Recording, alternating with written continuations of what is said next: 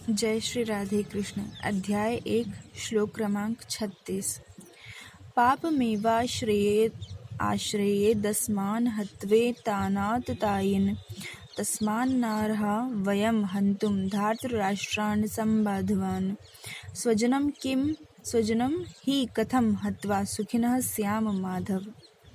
यदि हम अर्जुन कह रहे हैं, यदि हम ऐसे आतताइयों का वध करते हैं, आतताई यानी कि दुष्ट लोग, अत्याचारी लोग जो उपद्रव मचाते हैं, तो ऐसे आतताइयों का वध करते हैं तो हम पर पाप चढ़ेगा। अतः यह उचित नहीं होगा कि हम धृतराष्ट्र के पुत्रों तथा उनके मित्रों का वध करें। हे लक्ष्मीपति कृष्ण, इससे हमें क्या लाभ होगा और अपने ही कुटुंबियों को मार कर हम किस प्रकार सुखी हो सकते हैं। तात्पर्य, वैदिक आदेश अनुसार आतताई 6 प्रकार के होते हैं। पहला, विष देने वाला। दूसरा, घर में अग्नि लगाने वाला। तीसरा, घातक हथियार से आक्रमण करने वाला। चौथा, धन लूटने वाला। पांचवा, दूसरे की भूमि हड़पने वाला। तथा छठा, पराई स्त्री का अपहरण करने वाला। ऐसे आतताइयों का तुरंत वध कर देना चाहिए, क्योंकि इनके वध से कोई पाप नहीं लगता। 6 प्रकार के दुष्ट लोग बताए गए हैं हमारे वेदों में। कौन से? जो किसी को जहर देकर मार दे या फिर जहर दे दे, और जो किसी के घर में आग लगा दे, किसी के ऊपर हथियार से प्रहार करे, धन जायदाद लूट ले, जमीन जायदाद, या फिर किसी स्त्री का अपहरण कर ले। तो ऐसे लोगों को तुरंत मार डालना चाहिए, और ऐसे लोगों को मारने से किसी को कोई पाप नहीं लगता।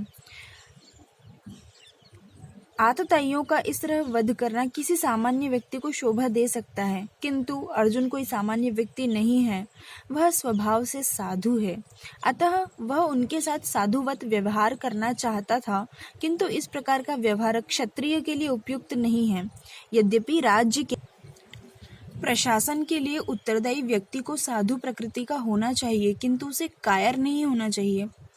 यानी कि शासन के लिए जो शासन कर रहे हैं, चाहे वो कोई राजा हो या आजकल के नेता लोग हो, कोई भी हो, अगर कोई प्रशासन करना चाहता है तो उसके लिए सबसे अच्छा व्यक्ति कौन है? जो साधु प्रकृति का होता है, क्योंकि साधु सबका हित चाहते हैं, सबका कल्याण चाहते हैं, किसी का बुरा नहीं चाहते।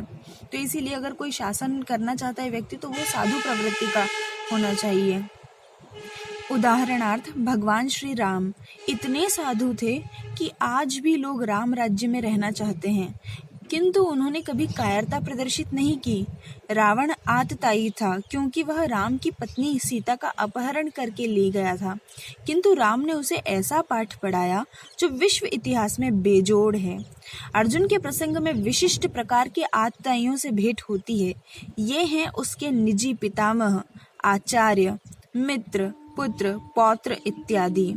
इसीलिए अर्जुन ने विचार किया कि उनके प्रति वह सामान्य आतताइयों जैसा कटु व्यवहार न करे। इसके अतिरिक्त साधु पुरुषों को तो क्षमा करने की सलाह दी जाती है।